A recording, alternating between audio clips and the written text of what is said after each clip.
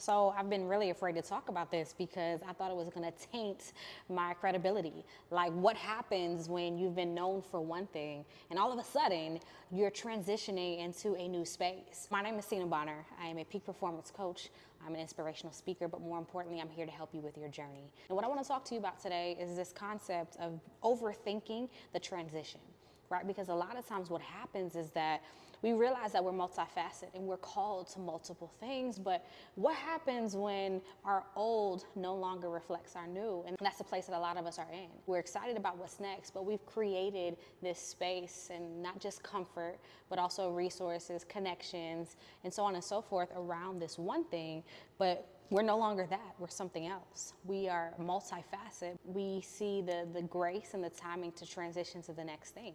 So what happens when you feel like you're going to lose credibility in one area by doing something else? And because my story was that prior to learning and being trained and certified in peak performance, I was a hustler by nature. But not just by nature, it was by choice, by will. I would work all day, all night. And yes, I enjoyed the work that I was doing, but it did wear me out. I felt burnt out. I felt a lot of times like I am overworking, but because I've built this brand, here it is, of hustle, I have got to keep going. I've got to push through. And it was so crazy because I was finding that these narratives were no longer serving me, but I kept doing them because I built a brand around them. So there's two options. You either A, keep doing it because you've been doing it and it's comfortable and people know you for it and you're credible for it, or you make the brave and the courageous decision to do something different. And that takes courage. That takes a lot of courage. But here's the thing, it also takes strategy. So I'll tell you a couple things that I did right out the gate to help me make a smooth transition. And smooth doesn't mean that there wasn't challenges, okay? Smooth just means that I could constantly see the next step forward as I took the first step. So one thing that I did, I began to change my language. And I'll tell you my story. People will call me, they'd be like, what you doing? I'd be like, yo, I'm grinding. I'm working hard. And what happens was I was starting to, again, create this narrative based on what I was speaking over myself. Here's the thing. Your language informs your behavior. And so when I was deep in that hustle culture, what I was finding is that I was saying things like workaholic. I was saying hustle hard, keyword hard. And my brain signals the word hard as something complex and challenging. Not to mention, I had started to build this aura in a sense of this essence of somebody who's gritty, just pushes through. And I began to get really hard in using those words like grit and grind excessively. Not to explain something, but to brand myself, I began to realize that this is bigger than just some buzzwords. Grind, the concept of grinding, really had me grinding my wheels at night. It had me putting the pedal to the metal, as they say, and it was reflecting in my habits. It was reflecting in my energy. It was reflecting in my cognitive spaces in my brain. What does that mean? That means that I was literally going after the things that were difficult simply because of the language that I was using.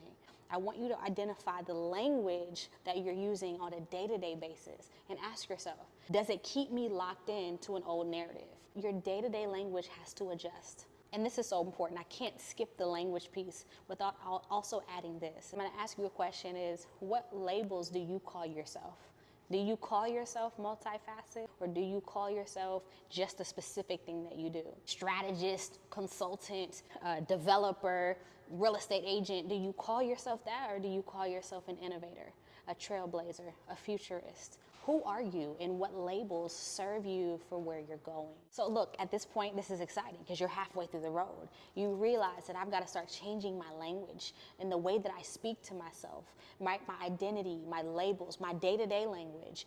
This is important so that we can reframe our minds to not feel like we're losing that credibility, but have the confidence to lean into the next. Once we start updating our language, y'all, we've got to then create capacity for who we are, not just what we do. I'll give you a prime example. Every time you go out to network, every time you go meet someone, every time you go to a party, 99% of the time, what is somebody going to ask you? What do you do? The number one reason outside of confidence and belief that people get stuck transitioning from one part of their gift to the next, or one calling to the next, is because they're so wrapped into what they do instead of who they are. You have got to be willing to exchange what you do for who you are. What do you do is actually a low frequency question. People who care more about what's on your resume than what your anointing or your assignment is or your calling is, ask that question. I need you to be changing the question for them, which means you respond with, you know, it's interesting, I do a lot of things, but here's who I am. I'm an innovator. I'm a futurist, right? I'm a game changer. I'm a trailblazer. These are the things that we say that encompass all of us. And capacity sometimes isn't for others, it's for us. Because everybody else, I'm gonna tell you like my therapist tells me, let them choke. Let them choke. Often it's not for them, it's for you, because once you get confident on being all of you, and people buy from people that are authentic, people buy from people that they believe, because you can't fake anointing. So if you truly believe you're called to something, it is your responsibility to lean and do it. This is a conversation about expansion. Expansion of your mind and expansion of your territory. Before we leave, I need you to do a couple things.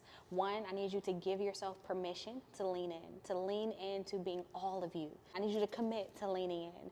The second thing, you want to do these practical strategies to make sure that every day you're speaking to your next, you're expanding your capacity, right? And expanding your territory through your language. When you do that, and it starts with you, it starts to how you label yourself, right? It starts with you eliminating that language that doesn't serve all of you and all of your capacity and all of your next. It starts with you making sure that you don't answer those low frequency questions, right? Unless they're absolutely necessary. Instead, you're able to change and shift the conversation to create room for all of your capacity.